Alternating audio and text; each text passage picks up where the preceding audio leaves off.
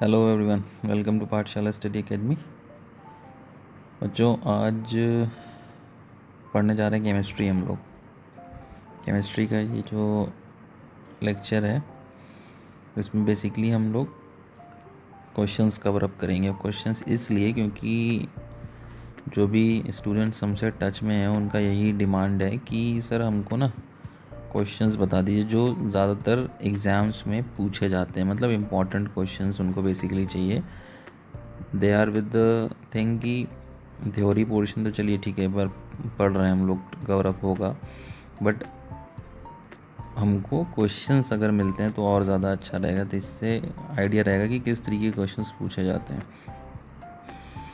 तो इसलिए बच्चा, ये जो लेक्चर हम स्टार्ट कर रहे हैं इसमें इम्पॉर्टेंट क्वेश्चंस अब हम डिस्कस करेंगे, जिसमें क्वेश्चंस होंगे और उसके साथ उसके सॉल्यूशंस होंगे, और उसी सॉल्यूशंस के बीच में मैं ये भी बताता रहूँगा कि कौन सा टॉपिक या कौन सा आंसर है जिसको आप थॉरोली पढ़ लो, क्योंकि ज़रूरी नहीं है कि जो क्वेश्चन हमने बताए वही आएंगे। क्वेश्चन एग्जामिनर या एग्ज़ाम्स में घूम के आ सकते हैं या आएंगे। तो आपको हम बताते रहेंगे, हाईलाइट करते रहेंगे कि किस चीज़ पे आपको खुद फोकस कर लेना है, उसकी थॉरो स्टडी कर लेनी है अपने आप से उस टॉपिक की। तो चलिए स्टार्ट करते हैं without wasting any time. 10 minute का लेक्चर, 15 मिनट का, 10 क्वेश्चंस हम करेंगे। ठीक, 10 क्वेश्चन इस तरीके से। तो आज 10 क्वेश्चंस हम कवर अप करने जा रहे हैं। What is a chemical equation? Give an example of chemical equation. A chemical equation is a symbolic representation of chemical reaction in the form of symbols and formula, wherein the reactant entities are given on the left hand side and the product entities on the right hand side. ये answer अपने हिसाब से आप form कर सकते हैं। इसमें ज़रूरी नहीं है जो वर्ड्स मैंने यूज़ किए आप इसी को ही यूज़ करें, बट क्वेश्चन को समझिए और उसका आंसर समझने की कोशिश करिए। केमिकल इक्वेशन क्या है? केमिकल इक्वेशन ये चीज़ होती है, प्लस इसके साथ एक एग्जाम्पल देना है, तो मैंने वो आपको एग्जाम्पल नीचे दे दिया। ठीक, अगला क्वेश्चन देखिए। What is a balanced equation? Balanced equation किसको कहते हैं? A balanced equation is an equation for a chemical reaction in which the number of atoms for each element in the reaction and the total charge is the same for both reactants and products. समझने की बात है खाली कि balanced equation क्या होता है, जिसमें नंबर ऑफ एटम्स हर एक एलिमेंट के रिएक्शन के इक्वल होते हैं। किससे? रिएक्टेंट्स और प्रोडक्ट्स के। ठीक, simple, number of atoms equal होते हैं। बस इतना सा सिंपल सी वर्ड्स में आपको इसको एक्सप्लेन कर देना है। बैलेंस इक्वेशन होगी। इसी का अलग अलग फॉर्म में लिखा। In the other words, the mass and the charge are balanced on both sides of the reaction. ठीक, दोनों साइड रिएक्शन के, तो पता ही होगा दो साइड्स होती है रिएक्शन की। एक एरो बना होता है, उसका एक लेफ्ट साइड होता है, एक राइट साइड होता है, और दोनों साइड में मास और चार्ज बैलेंस हो तो वो बैलेंस्ड इक्वेशन कहलाएगी। थर्ड क्वेश्चन देखिए। What is unbalanced equation? अभी तक बैलेंस्ड इक्वेशन था, थर्ड इज़ अनबैलेंस्ड इक्वेशन क्या होती है? तो if the number of atoms of each element in reactant is not equal to the number of atoms of each element present in the product.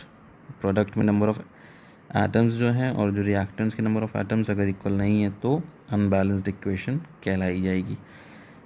अगला question, what are the steps of balancing the equation? ये important question, ये important question है। इसके 5 steps बच्चा लिखे हुए हैं। पहला, identify each element found in the equation. The number of atoms of each type of atom must be the same on each side of the equation once it has been balance. मतलब जो भी element है दोनों side आप देख लें और उसके नंबर ऑफ एटम्स सेम होने चाहिए दोनों साइड। ठीक, सेकेंड पॉइंट है, what is the net charge on each side of the equation? The net charge must be same. जो नेट चार्ज हो वो भी जैसे ही बैलेंस हो जाए, नेट चार्ज आप देख लीजिए दोनों साइड का बैलेंस हुआ कि नहीं हुआ। थर्ड, मैं खाली भी क्वेश्चंस के सॉल्यूशन डिस्कस कर रहा हूँ। आप ये मत सोचिएगा कि मैं पूरा वो समझाने के लिए अभी यहाँ पे कुछ करेंगे, नहीं, खाली क्वेश्चंस, उसका सॉल्यूशन क्या है। ठीक, आपको इसके अंदर जो भी चीज़ें समझ में नहीं आ रही हैं खुद डिटेलिंग कर लीजिए। नहीं समझ में आता है हमको मैसेज कर दीजिए व्हाट्सएप पे, टेलीग्राम पे, या फिर यहाँ पे कमेंट सेक्शन में कमेंट आउट कर दीजिए। कोशिश है कि हम आने वाले समय में इसका नेक्स्ट लेक्चर जो अपलोड करेंगे केमिस्ट्री में, वो चैप्टर 1 वाला जो चैप्टर है ये थ्योरेटिकल पूरा समझा देंगे। अगला देखिए, if possible start with an element found in one compound on each side of the equation, change the coefficient so that number of atoms of the element is same on each side of the equation. Remember, to balance an equation you change the coefficients not the subscripts in the formulas. ये तो important बात है कि जो coefficient होता है खाली वो चेंज करने, ये नहीं कि नीचे की वैल्यूज़ भी आप उसकी जो सबस्क्रिप्ट है वो भी चेंज करने लगे। तो remember, to balance an equation you change the coefficient of the subscript not the formulas. ठीक है, फार्मूला ना बदलने लगेगा। फोर्थ पॉइंट देखिए, once you have balanced one element do the same with the another. Fifth, check your work to make certain the charge on both sides of the equation is also balance. Charge भी balance होनी चाहिए। तो ये 5 steps हैं जो आपको carry करने हैं एक इक्वेशन को बैलेंस करने के लिए। Next question, what is meant by chemical reaction, give one example of chemical reaction. आपको लग रहा होगा आसान आसान क्वेश्चन है, एक नंबर 2 नंबर के क्वेश्चन हैं, इंपॉर्टेंट है। A chemical reaction is the process that occurs when 2 or more molecules interact to form a new product.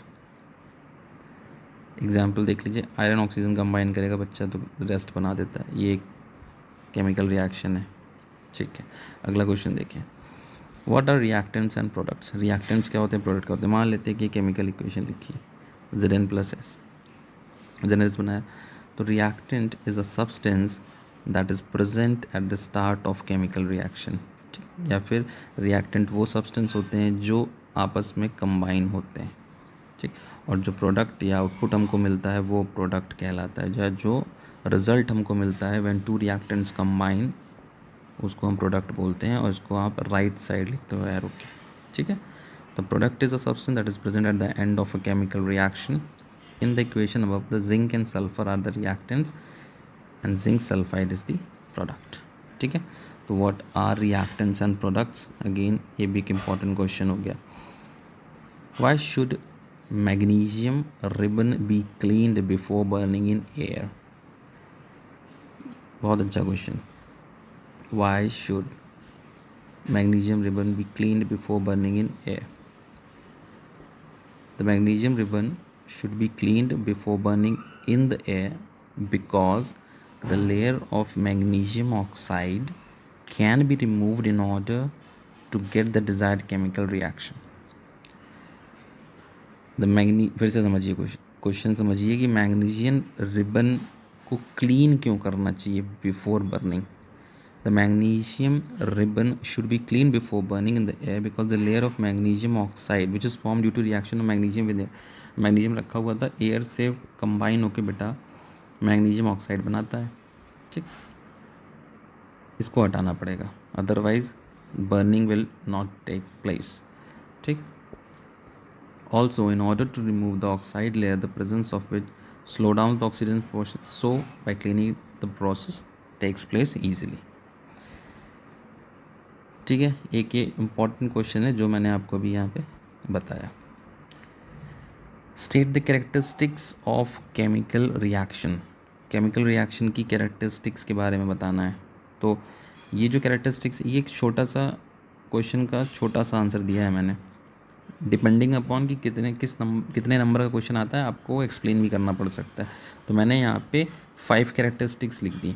6, evolution of gas, formation of precipitate, change in color, change in temperature, change in state and formation of new substance, सबको पता होती है।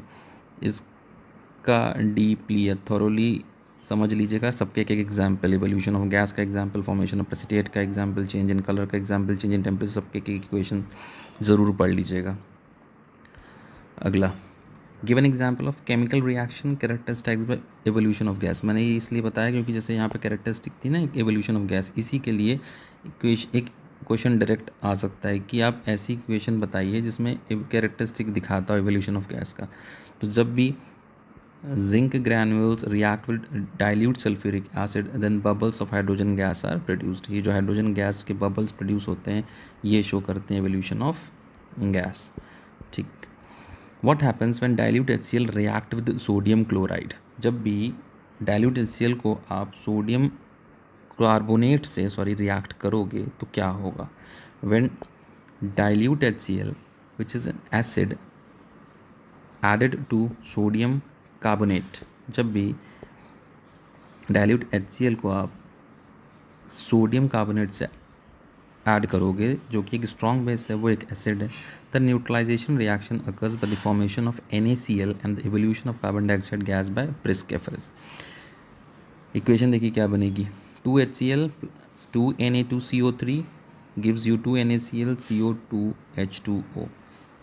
ये equation बनेगी जब भी HCl और sodium carbonate react करेंगे. ठीक. तो न्यूट्रलाइजेशन रिएक्शन अकर होती है. अब न्यूट्रलाइजेशन रिएक्शन क्या है? अभी आज ये 10 क्वेश्चन हम डिस्कस कर रहे हैं. ठीक. 10 क्वेश्चन को डिस्कस करने के बाद फिर से नेक्स्ट 10 क्वेश्चंस, फिर से नेक्स्ट 10 क्वेश्चंस, इसी तरीके से डिस्कशन चलता रहेगा. इसमें पूरे चैप्टर्स हम धीरे धीरे कवर अप करते चले जाएंगे. आप बस क्वेश्चंस को और उसके सोल्यूशन को ध्यान से समझिए. जो चीज़ समझ में नहीं आ रही है उसको अपने मन से अपने हिसाब से बुक में, नेट पे, कहीं पे भी ज़रूर देख लें, समझ लें. नहीं समझ में आता है हमको व्हाट्सएप कमेंट सेक्शन में कमेंट, टेलीग्राम पे, कहीं पे भी इन्फॉर्म कर दें, बता दें. हम आपको उस चीज़ के बारे में पूरी इन्फॉर्मेशन दे देंगे, पूरे तरीके से आपके डाउट क्लियर आउट कर देंगे. ठीक है. तो आज बच्चा ये 10 क्वेश्चन हमारी तरफ से केमिस्ट्री के क्लियर हुए होंगे. ठीक. इसी तरीके से हम 10 क्वेश्चंस आपको बताते रहेंगे. आप अपने हिसाब से क्वेश्चन नोट डाउन करते रहिएगा, एक लिस्ट बनाते रहिए इंपॉर्टेंट क्वेश्चंस की. उम्मीद है 80 to 90% क्वेश्चंस आएंगे इसी तरीके से. रिपीटेड क्वेश्चंस और मैक्सिमम टाइम्स जो क्वेश्चंस पूछे जाएंगे वही सब बताए जा रहे हैं. ठीक है. तो तब तक के लिए इनको ही रिवाइज़ करिए, इनको समझिए, जो चीज़ समझ में ना हमको बताइए. ठीक है. होप आप लोग को चीज़ें अच्छी लगी हो, समझ में आई हो. Thanks for watching guys. Thanks a lot. Thank you.